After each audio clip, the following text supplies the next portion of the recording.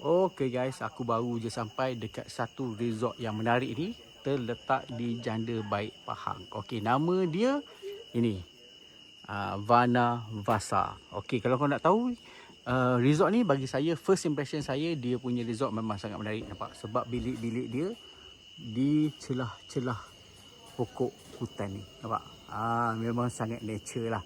Okey, ini adalah resort baru sebab dia baru saja bermula beroperasi sejak tahun lepas, bulan 8. So ini adalah bilik saya untuk malam ni, iaitu C62. Jom kita tengok macam mana rupa bilik dia ni. Okey, so bila kau masuk je, yes, dia gunakan warna-warna yang pastel lah kan. Macam warna coklat, whatever semua. So bila kau masuk, belah kanan ni ada tempat untuk kau letak baju, ada tempat untuk buat air, letak barang. Dan toilet dia dekat sini memang cantik dan kemas dan minimalis je, simple je. Dia banyak guna unsur kaca dengan besi warna hitam.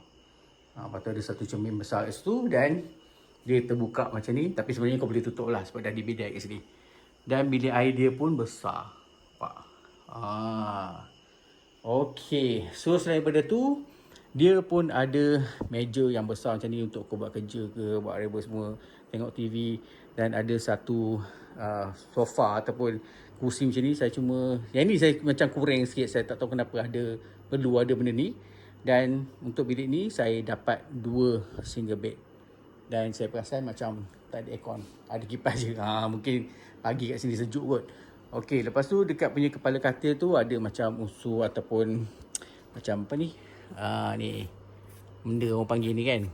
Macam tikar mengkuang macam tu. Okey, so dia ada balcony. Jom kita tengok dekat sini. Ada balcony dan sinilah pemandangan yang korang boleh nikmati kalau lepak dekat bilik ni.